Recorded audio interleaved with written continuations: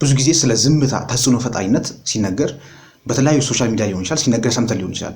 ዛሬ የምናወራው ስለዚህ ነው። ስለ ዝምታ ተጽዕኖ ፈጣሪነት፣ ስለ ዝምታ አስፈላጊነት፣ ዝምታን ስትላበሱ በሰዎች ፊት እንዴት ፓወርፉል እንደምትሆኑ፣ እንዴት ሪስፔክትድ እንደምትሆኑ፣ እንዴት እንደምትከበሩና እንዴት አስፈሪ እንደማያደርጋችሁ ዛሬ እንመለከታለን። 6 ቴክኒኮች ናቸው ወይም ደግሞ 6 ጥበቦች ናቸው ዝምታን እንድትላበሱ የሚያደርጋችሁ ማለት ነው። ስለዚህ ዝምታን በመላበስ ተጽዕኖ ፈጣሪ የተከበራችሁ ሰዎችና አስፈሪ ሰዎች እንድትሆኑ ጭምር ያደርጋችኋል ማለት ነው። ስለዚህ እነዚህን 6 ቴክኒኮች ከተመለከታችሁ በኋላ ከናንተ ፐርሰናሊቲ ጋር ወይም ከናንተ ማንነት ጋር የትኛው ቴክኒክ ወይም የትኛው ጥበብ ከናንተ ጋር እንዴት የትኛው እንደሚሄድ ኮሜንት አድርጉልኛላችሁ። እስከ ዛሬ ድረስ የተጠቀማችሁትም ቴክኒክ ወይም ጥበብ ካለ ቪዲዮን ከጨረሳችሁ በኋላ ኮሜንት አድርጉልኛላችሁ። ሰላም ቤተሰቦች እንዴት ናችሁ? ለዚህ ቻናል አዲስ ከሆናችሁ ሰብስክራይብ በማድረግና የደውል ምልክቱን በመጫን ጆይን ማድረግ አትርሱ። ቪዲዮ ደግሞ ለብዙ ሰዎች አልጎሪዝሙ እንዲለቀው ላይክ በማድረግ እንጀምራለን። ቀጥታ ዝምተኛ ለመሆን መጠቀም ያለባችሁን 6 ቴክኒኮች አብረን ያለን እስከ ቪዲዮ መጨረሻ ድረስ አብራችሁን ቆዩ። የመጀመሪያው መንገድ ፕራክቲስ አክቲቭ ሊስኒንግ ይባላል ማለት ነው። ወይም ደግሞ ጥሩ አዳማጭ መሆን ይባላል። ብዙ ጊዜ ሰዎች አይታችሁ ከሆነ ማለት ነው ለማውራት ይቸኩላሉ። ነገር ግን ዝም ብላችሁ ለማውራት የምትነሱ ከሆነ ማለት ነው በሄዳችሁበት ቦታ ሁሉ በየትኛው መንገድ ላይ ዝም ብላችሁ ስታወሩ ከሆነ የምትገኙት መቼ ነው የምትሰሙት? መቼ ነው የምታዳምጡት? መቼ ነው ከሰዎች የሰዎችን የህይወት ልምድ ልትማሩ እንዴት ትችላላችሁ? ዝም ብላችሁ የምትናገሩ ከሆነ ማለት ነው። ስለዚህ የምትማሩበት አዲስ ነገር ለማወቅ ምንም አይነት እድል አይኖራችሁም ማለት ነው። ዝም ብላችሁ የምትናገሩ የምታወሩ ከሆነ ማለት ነው። የምታውቋት ትንሽ ነገር ካለች እሷን ብቻ ትናገራላችሁ። ከዛ ውጪ ተራ ነገር ነው የምታወሩት ማለት ነው። ዝም ብላችሁ የምትለፈልፉ ሰዎች ከሆናችሁ ማለት ነው። ስለዚህ ነገሩ ኦብዘርቭ ለማድረግ ማለት ነው፣ አዳዲስ ነገሮችን ለማወቅ አዳዲስ ነገሮችን በማዳመጥ ውስጥ የሚገኙ ነገሮችን ለማወቅ ጊዜ እድል አይኖራችሁም ማለት ነው። ዝም ብላችሁ የምታወሩ ሰዎች ከሆናችሁ ማለት ነው። የምታዳምጡት ሰዎችን ብቻ ላይሆን ይችላል። ለምሳሌ ፕሮግራሞች ሊሆን ይችላል የምታዳምጡት፣ ፖድካስቶች ሊሆን ይችላል። ስለዚህ ብዙ የሚደመጡ ነገሮች አሉ ማለት ነው። ለምሳሌ የሆነ ፕሮግራም እያያችሁ ነው ከሰዎች ጋር ሆናችሁ እንበል። ያንን ፕሮግራም በምታዩበት ጊዜ እናንተ ያንን ፕሮግራም ለሰዎች የምትናገሩ ከሆነ ጀስት ፕሮግራሙ እየተላለፈ ነው። እናንተ ግን ያንን ፕሮግራም እንደገና ለሰዎች ገለጻ የምታደርጉ ከሆነ ሰዎች እናንተን የሚያከብሯችሁ ይመስላችኋል? ለእናንተ ቦታ የሚሰጡ ይመስላችኋል? በጭራሽ አይሰጧችሁም፣ ይንቋችኋል። ሰዎች የሚያከብሩት ዝም የሚልን ሰው ነው የሚያከብሩት። የሚያከብሩት ቦታ የሚሰጡት ተጽዕኖ የሚፈጥረው ዝም የሚለው ሰው ነው። ለምንድን ነው ዝምተኛ ሰው ተጽዕኖ ሊፈጥር የሚችለው ብለን ስናስብ፣ ምክንያቱም ማውራት እየቻለ መናገር እየቻለ ያንን ራሱን መግዛት ስለቻለ ነው። ዝም ስላለ ነው። ከዝምታ ብዙ ነገር ማትረፍ ስለሚቻል ነው። በዝምታ ውስጥ ሆናችሁ መማር ስለምትችሉ ነው። አዳዲስ ነገሮችን ማወቅ ስለምትችሉ ነው። ነገር ግን ዝም ብላችሁ የምታወሩ ከሆነ አዲስ ነገር የማወቅ እድል የማይኖራችሁ ማለት ነው። ሰዎችን የማዳመጥ እድል ያስፈልጋችኋል ማለት ነው። ስለዚህ የመጀመሪያው ወደ ዝምታ ለመሄድ ማድረግ ያለባችሁ ኤክስፒሪየንስ ማድረግ ያለባችሁ መለማመድ ያለባችሁ ማዳመጥን ነው ማለት ነው። ስለዚህ ማዳመጥን መለማመድ አለባችሁ። በዛ ውስጥ ወደ ዝምታ እየሄዳችሁ ትመጣላችሁ ማለት ነው። የዝምታን ኃይል ለመጎናጸፍ ያስችላችኋል ማለት ነው። ስለዚህ ፕራክቲስ አድርጉ ማለት ነው ማዳመጥ። ሁለተኛው መንገድ ደግሞ ኢምፕረስ ሶሊቲዩድ ይባላል። ወይም ደግሞ ብቸኝነትን ኤክስፒሪየንስ ማድረግ፣ ብቸኝነትን መቀበል ማለት ነው። ስለዚህ ብቻችሁን ሆናችሁ ጊዜ ማሳለፍ ይኖርባችኋል ማለት ነው። ለምሳሌ ከሰዎች ጋር ሆናችሁ ብዙ ጊዜ የማውራት ችግር ካለባችሁ ማለት ነው። ብዙ ጊዜ ጓደኞቻችሁ ጋር ሊሆን ይችላል። አብራችሁ ስትሆኑ ከጓደኞቻችሁ መሀል ማለት ነው ብዙውን ጊዜ በማውራት የምታሳልፉት እናንተ ከሆናችሁ፣ ስለዚህ ያንን ዝምታን ለመለማመድ ሌላኛው መንገድ ማለት ነው ብቸኝነትን ኤክስፒሪየንስ ማድረግ ይኖርባችኋል ማለት ነው። ብቻችሁን ሆናችሁ ሶሊቲዩድ ጊዜ ያስፈልጋችኋል ማለት ነው። ብቻችሁን ሆናችሁ የምታሳልፉት ጊዜ ያስፈልጋችኋል ማለት ነው። ስለዚህ ብቻችሁን ስትሆኑ ምክንያቱም ከማንም ጋር አታወሩም። ስለዚህ ያንን ራሳችሁን ለመግታት ማለት ነው፣ ራሳችሁን ለመግዛት ማለት ነው፣ አንድ ማድረግ ያለባችሁ መንገድ ምንድነው? ብቻችሁን ጊዜ ማሳለፍ ነው ማለት ነው። ሶሊቲዩድ የሚባለው ነገር ኤክስፒሪየንስ ማድረግ አለባችሁ ማለት ነው። ብቻችሁን ጊዜ ስታሳልፉ ከማንም ጋር ልታወሩ አትችሉም። ስለዚህ በቀን ውስጥ የተወሰነ ሰዓት መድቡና ወይም ደግሞ በሳምንት ውስጥ ሊሆን ይችላል የሆነ ብቻችሁን የምታሳልፉት ጊዜ ያስፈልጋችኋል ማለት ነው። ስለዚህ ብቸኝነትን እየተለማመዳችሁ ስትመጡ፣ ኤክስፒሪየንስ እያደረጋችሁ ስትመጡ፣ ብቻችሁን ጊዜ ስታሳልፉ የዛኔ ዝምታንም እየተለማመዳችሁ ትመጣላችሁ ማለት ነው። ማንም ሰው ስለማይኖር ማለት ነው። ከማንም ጋር ስለማታወሩ ከራሳችሁ ጋር የምታወሩት ማለት ነው። ከራሳችሁ ኢሞሽን ጋር ከራሳችሁ ስሜት ጋር እያወራችሁ ትመጣላችሁ ማለት ነው። ከራሳችሁ ደካማ ጎን ጋር ከራሳችሁ ጠንካራ ጎን ጋር። ስለዚህ ብቻችሁን ሆናችሁ ሪቻርጅ ታደርጋላችሁ ማለት ነው። ሪኮኔክት ታደርጋላችሁ ማለት ነው። ብቻችሁን ሆናችሁ ኃይላችሁን ታድሳላችሁ ማለት ነው። ስለዚህ ሶሊቲዩድን በመለማመድ ሶሊቲዩድን ኤክስፒሪየንስ በማድረግ ብቸኝነትን በመለማመድ የዝምታን ኃይል መጎናጸፍ ትችላላችሁ ማለት ነው። በዛ ሂደት ውስጥ ማለት ነው ብቸኝነትን ኤክስፒሪየንስ ስታደርጉ ከራሳችሁ ጋር ሆነ ስለሆነ የምታወሩት ማለት ነው። ከሌላ ሰው ጋር ስለማታወሩ ዝምታን እየተለማመዳችሁ ትመጣላችሁ ማለት ነው። ቀስ በቀስ ዝምተኛ ሰዎች ይሆናችሁ ትመጣላችሁ ማለት ነው። ስለዚህ በጣም ወሳኝ መንገድ ነው ማለት ነው። ሶሊቲዩድን ኤክስፒሪየንስ ማድረግ ይኖርባችኋል ማለት ነው። የዛኔ ትረዳላችሁ። ምንድነው የሚያበሳጫችሁ? ምንድነው ደካማ ጎናችሁ? ኢሞሽናችሁን የሚነካው ምንድነው? እናንተ ስሜታችሁን የሚጎዳ ነገር ምንድነው? ከሰዎች ጋር ሆናችሁ ስታወሩ ስለዚህ እነዚህ ነገሮች እንዳለ ማለት ነው አናላይዝ ማድረግ መተንተን ይኖርባችኋል ማለት ነው። ብቻችሁን ሆናችሁ ማለት ነው ራሳችሁን መንከባከብ ይኖርባችኋል። ለብቻችሁ ጊዜ እያሳለፋችሁ ማለት ነው ስሜታችሁን ማወቅ፣ ራሳችሁን መረዳት፣ ራስን ማወቅ የሚባል ነገር እዚህ ጋር ያስፈልጋል ማለት ነው። ሰልፍ አዌርነስ ማለት ነው።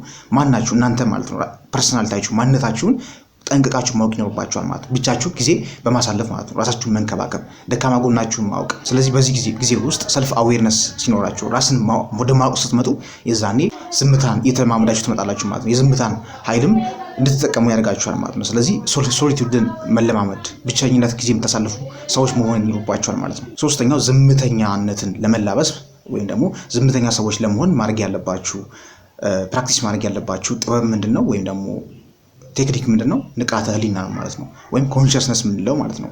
ይሄ ማይንድፉልነስ ማለት ነው። ካልቲቬት ዩር ማይንድ ሴት ይባላል ማለት ነው። ስለዚህ ይሄ ንቃተ ህሊናችሁን ማሳደግ ማለት ነው። ለምሳሌ ንቃተ ህሊናው ያደገ ሰው ማለት ነው በሰዎች ማለት ለምሳሌ ጠብ ስለተፈጠረ ብቻ ስለተናደደ ብቻ የሆነ ነገር አንስቶ ሰዎች ላይ የሚወረውር ሰው አይደለም። ስለዚህ ንቃተ ህሊናችሁ ከፍ ሲል ማለት ነው ማይንድ ሴታችሁ ከፍ ሲል በሰዎች ማለት ብትናደዱ እንኳን ማለት ነው ቶሎ ብላችሁ መልስ አትሰጡም። መልሳችሁን ማዘግየት ትችላላችሁ ማለት ነው። ወይም ደግሞ የምትሰጡትን መልስ ሪስፖንሳችሁ ማለት ነው ማዘግየት ትችላላችሁ ማለት ነው። ስለዚህ በምታዘገዩበት ሰዓት ጥቅሙ ምንድነው? ያንን የምትሰጡትን መልስ ማለት በተናደዳችሁበት ሰዓት ወዲያውኑ ማትመልሱ ከሆነ ካልምዳው የምትሆኑ ከሆነ ወይም ደግሞ ረጋ የምትሉ ከሆነ ወዲያውኑ መልስ የማሰጡ ከሆነ ማለት ነው የሚሰጣችሁ ጥቅም ምንድነው?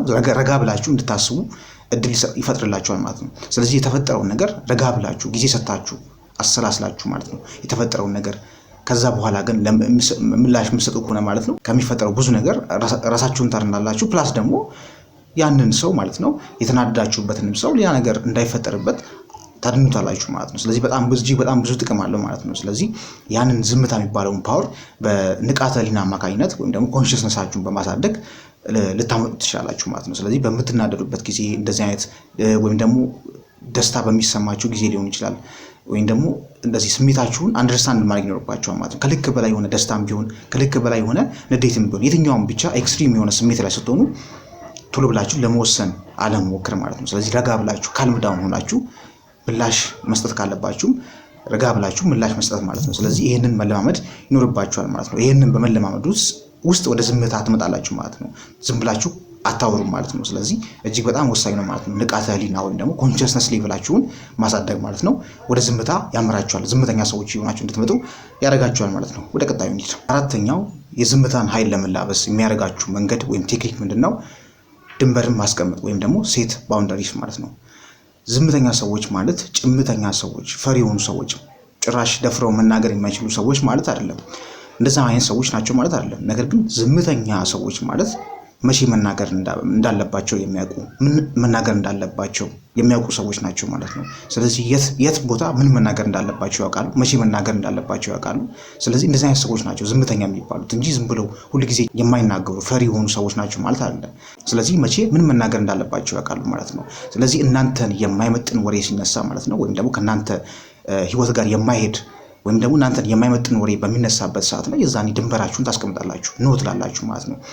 በዛ ወሬ ላይ አትሳተፉም ማለት ነው። እናንተ የማይመጥናችሁ ከሆነ ማለት ነው። እናንተ ማያሳትፋችሁ ወሬ ከሆነ ድንበር ታስቀምጣላችሁ ማለት ነው። አትናገሩም፣ አታወሩም ማለት ነው። እዛ ወሬ ላይ አትሳተፉም ማለት ነው። ስለዚህ ብሎክ ታደርጋላችሁ ማለት ነው።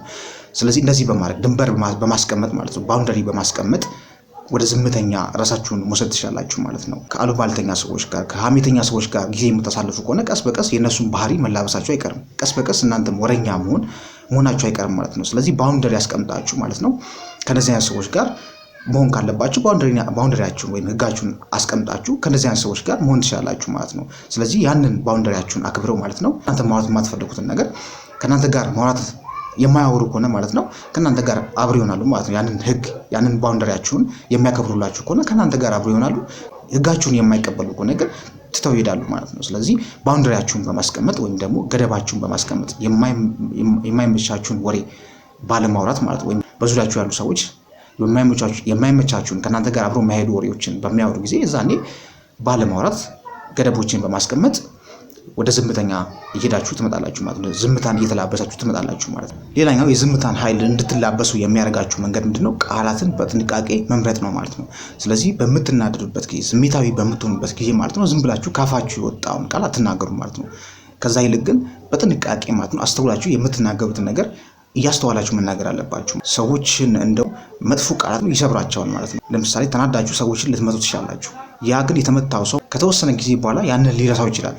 ነገር ግን የተናገራችሁት ቃል ማለት ነው እድሜ ልኩን ላይረሳው ይችላል ማለት ነው። ስለዚህ ቃል እጅግ በጣም ፓወርፉል የሆነ ነገር ነው ማለት ነው። ሰዎችን ሊሰብርም ሊጠግን የሚችል ነገር ነው። ስለዚህ ያንን ፓወርፉል የሆነውን ቃል በጥንቃቄ መጠቀም ይኖርባቸዋል ማለት ነው። አለበለዚያ እናንተንም ቢሆን ሰብሯችሁን የሚያስቀምጠው ማለት ነው።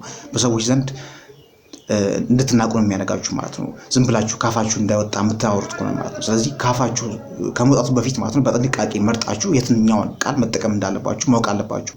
ኢቭን ሰዎችን ዝምተኛ የሚባሉ ሰዎች ማለት ነው ይሄንን በጣም ጠንቅቀው የሚያውቁ ሰዎች ናቸው። ኢቭን ማለት ነው ሰዎችን በድለው ከሆነ እንኳን ማለት ነው ይቅርታ እንዴት መጠየቅ እንዳለባቸው የትኛውን ቃል ተጠቅመው ይቅርታ መጠየቅ እንዳለባቸው እንኳን ያውቃሉ ማለት ነው። ስለዚህ የትኛውን ቃል ተጠቅመው ይቅርታ ቢጠይቁ ያ ይቅርታቸው ተቀባይነት እንደሚያገኝ ራሱ የሚያውቁ ሰዎች ናቸው ማለት ነው። እነዚህ ዝምተኛ የሚባሉ ሰዎች። ዝምተኛና በሳል መሆን ከፈለጋችሁ፣ በሰዎች መከበር ከፈለጋችሁ የምታወሩትን ነገር ጠንቀቅ ብላችሁ ማለት ነው ከፋችሁ የሚወጡን ቃላቶች ማለት ነው በጥንቃቄ መሆን አለበት። መርጣችሁ የተመረጡ ቃላቶችን ማውራት አለባችሁ። የዛኔ የተከበራችሁ ትመጣላችሁ። የዝምታን ኃይል የተጎናጸፋችሁ ትመጣላችሁ ማለት ነው። ሪስፔክትን ያገኛችሁ ትመጣላችሁ ማለት ነው። ወደ ቀጣዩ ቴክኒክ እንሂድ። መጨረሻው ዝምታን የምትለማመዱበት ቴክኒክ ምንድነው ወይም ጥበብ ምንድነው? አመስጋኝነትን መለማመድ ወይም ፕራክቲስ ግራቲቲዩድ ማለት ነው። ስለዚህ አመስጋኝ መሆን ይኖርባቸዋል ማለት ነው። ለምሳሌ ከሰዎች ጋር ጠብ ተፈጠረ እንበል። በዛ በተፈጠረበት ጊዜ ሰዎች ጋር የሆነ የማያግባባችሁ ነገር ቢፈጠር በዛ ሰዓት ላይ ቴንኪዩ ብላችሁ አመሰግናለሁ ብላችሁ ብትሄዱ የተበደላችሁት እናንተ እንኳን ብትሆኑ ያ ሰው ማለት ነው ከተወሰነ ጊዜ በኋላ እናንተ ላይ ያደረገው ነገር ጸጽቶት መጥቶ ይቅርታ ይጠይቃቸዋል። ነገር ግን እሱ በተናገረው ልክ ማለት ነው እናንተም ብትናገሩ ነገሩ እየባሰ ነው የሚመጣው እንጂ ምንም መፍትሄ የሚገኝለት ነገር አለ ማለት ነው። ሁለታችሁም እየተናናቃችሁ ነው የምትመጡት። ነገር ግን ቴንኪዩ ብላችሁ አመስግናችሁ ብትሄዱ አመሰግናለሁ ብላችሁ ብትሄዱ ከዛ ቦታ ዞር ብትሉ ማለት ነው በእርግጠኝነት ያ ሰው ይጸጽተዋል። ስለዚህ መጥቶ ይቅርታ ይጠይቃቸዋል ማለት ነው። ስለዚህ አመስጋኝነትን መለማመድ ይኖርባችሁ። ስለዚህ አመስጋኝነትን በምትለማመዱበት ሰዓት፣ ግራቲቲዩድን በምትለማመዱበት ሰዓት ዝምተኛ ይሆናችሁ ትመጣላችሁ ማለት ነው። የዝምታን ፓወር የዝምታን ኃያልነት ማለት ነው የተጎናጸፋችሁ ትመጣላችሁ ማለት ነው። ስለዚህ ወሳኝ ነገር ነው ማለት ነው ግራቲቲዩድ፣ አመስጋኝነትን መለማመድ። አመስጋኝነት ሲባል ለምሳሌ በህይወት ውስጥ ማለት ነው ላሏችሁ ነገሮች ማመስገን ማለት ነው። ፈጣሪ ለሰጣችሁ ነገር፣ ለጤንነታችሁ፣ ለቤተሰባችሁ፣ በህይወት ውስጥ ላላችሁ ነገር እነዛን ያላችሁን ነገር እያያችሁ ማለት ነው ፊገር አውት እያደረጋችሁ ይሄ እኮ አለኝ